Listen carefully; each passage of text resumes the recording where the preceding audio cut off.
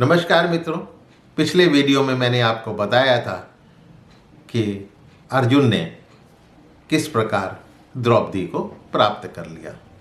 उधर शाम को जब भिक्षा का समय बीत जाने पर भी जब पुत्र नहीं लौटे तो कुंती को चिंता होने लगी कि कहीं मेरा पुत्र धृतराष्ट्र के पुत्रों के द्वारा पहचान तो नहीं लिया गया है, कहीं उन लोगों ने उसकी हत्या तो नहीं कर डाली है, कहीं मायावी राक्षसों ने तो उनकी हत्या नहीं कर डाली है।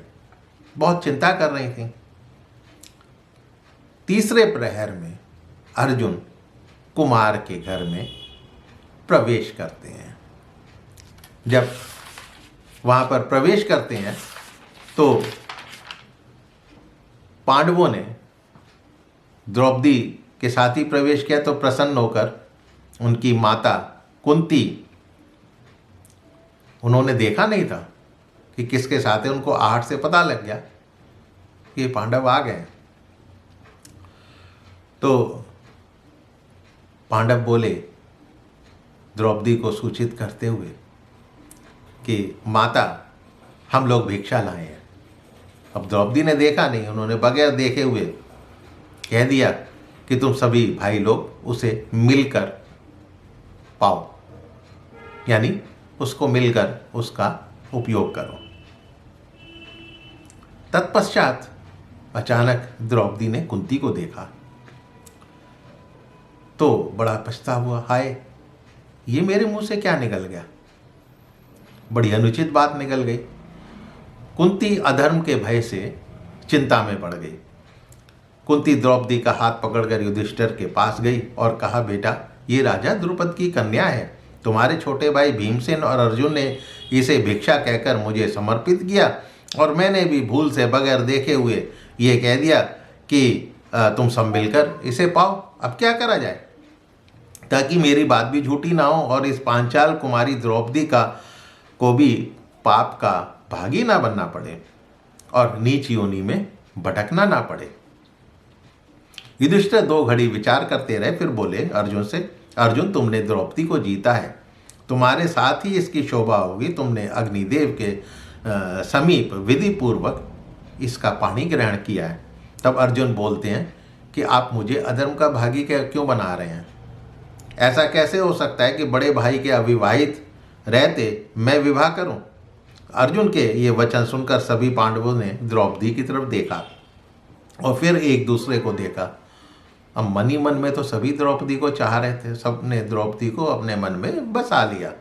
तब युधिष्ठिर को व्यास जी के वचनों का स्मरण हो आया और द्रौपदी को लेकर कहीं भाइयों में फूट ना पड़ जाए, इस भय से राजा युधिष्ठिर सभी बंधुओं से बोला, द्रौपदी हम सब लोगों की पत्नी होगी।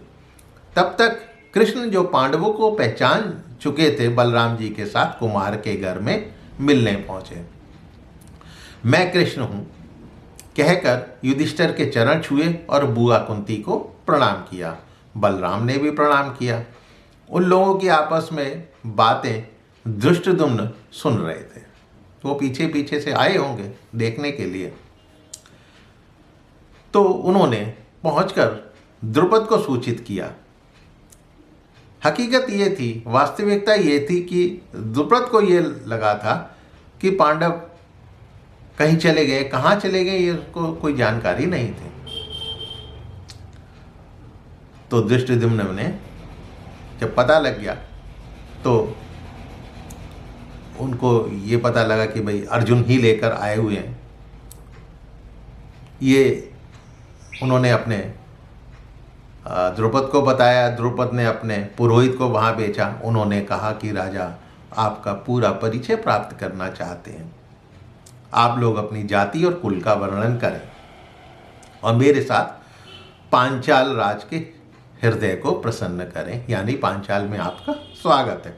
तब युधिष्ठिर के कहने पर भीमसेन ने पुरोहित का आदर सत्कार किया और युधिष्ठिर बोले, राजा ने वहाँ वर्णशील और कुल और गोत्र के विषय में कोई अभिप्राय तो व्यक्त किया नहीं था। ऐसा तो था नहीं कि फलाने कुल का पुरुष ही स्वयंवर में भाग लेगा।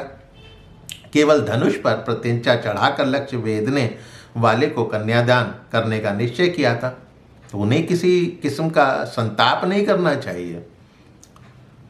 तभी द्रुपद के दूत ने सूचित किया कि महल में भोजन तैयार है। तब पुरोहित के निवेदन पर सभी पांडव द्रुपद और कुंती को लेकर पांचाल चल दिए। वहां फिर द्रुपद के पूछने पर युधिष्ठिर ने सबका परिचय दिया। द्रुपद जानकर बहुत प्रसन्न हुए और उनसे वारणावत के लाक्षागृह से निकल आने के बारे में पूछा। युधिष्ठिर ने सभी बातें विस्तार से बताईं। तब द्रुपद ने कहा कि अर्जुन, आज के शुभ दिन मेरी पुत्री से विधि पूर्वक पाणी ग्रहण करें। तब युधिष्ठिर बोले, राजन, विवाह तो मेरा भी होगा। तब द्रुपद बोले, ठीक है, आप ही विवाह करें अथवा अपने किसी भाई से करें। तब युधिष्ठिर बोले, द्रौपदी तो हम सभी भाइयों की पत्नी होगी। मेरी माता ने हम सब लोगों को ऐसी ही आज्ञा दे रखी है। तब द्रुपद बोले, राजन, एक राजा की तो कई रानियां हो सकती हैं, लेकिन एक स्त्री के अनेक पति हों, ऐसा सुनने में नहीं आता। तब तुम तो धर्म के ज्ञाता हो, तुमने वेदों के बारे में पढ़ा है, तो तुम्हें वेदों के विरुद्ध तो आचरण नहीं करना चाहिए। तब युधिष्ठिर बोले कि धर्म का स्वरूप अत्यंत सूक्ष्म है, हम उसकी गति नहीं जानते। मेरी वाणी कभी झूठ नहीं बोलती, मेरी बुद्धि भी कभी अधर्म में नहीं लगती। माता ने हमें आदेश दिया और मन में भी ठीक लगा। तब द्रुपद बोले, युधिष्ठिर, तुम और धृष्टद्युम्न मिलकर निश्चय करो, मेरे तो बुद्धि काम नहीं करती, जैसा कहोगे वैसा होगा।